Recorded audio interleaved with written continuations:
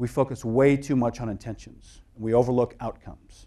Outcomes are what matter. Intentions are part of the equation, but we need to pay more attention to outcomes. If you come, Nick, nice to meet you. If Nick comes to my house to visit, and we kind of run out of things to talk about, because I'm not a particularly interesting person to spend time with, if we run out of things to talk about and we decide to fill our time, we're going to go to my backyard and have some archery practice, and I get out the bullseye target and I put that up on one side of the yard, and I get out the bow and the arrow, and I put the arrow in the bow and I pull it back and I aim for the very center of that target and I shoot it, and instead of hitting that target, I hit Nick in the head. It's important for Nick to know what my intentions were, right? It's important for you to know that I didn't intentionally do that. But those intentions aren't more important than the fact that Nick has an arrow in his head, are they? But that's kind of what we do. We want to focus on our intentions. I see this in the workplace a lot. I hear people say, but she didn't understand what I meant. But you didn't hear what I said. Well, that could be the case, but that intention is only part of the equation. It's only one end of the stick. Arrows land where they land. Words land where they land. Practices, policies, and behaviors land where they land. And we need to own both ends of that stick, not just one. Regardless of our intentions, we still need to own where those things land.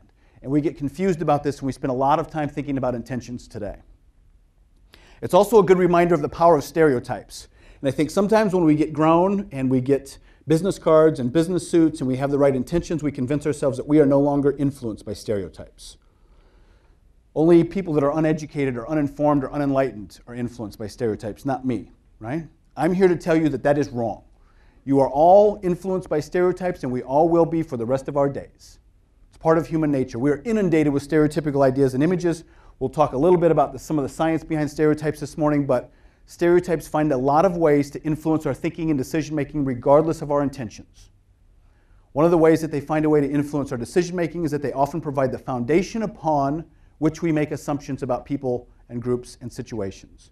If we go back and take a look at those 4 answers that came from the faculty at UC Berkeley, we'll see that they are connected to some commonly held stereotypes about African Americans in this country. If we'd have been talking about a different group of students at UC Berkeley, we would have gotten some different answers. And the difference would have been different stereotypes.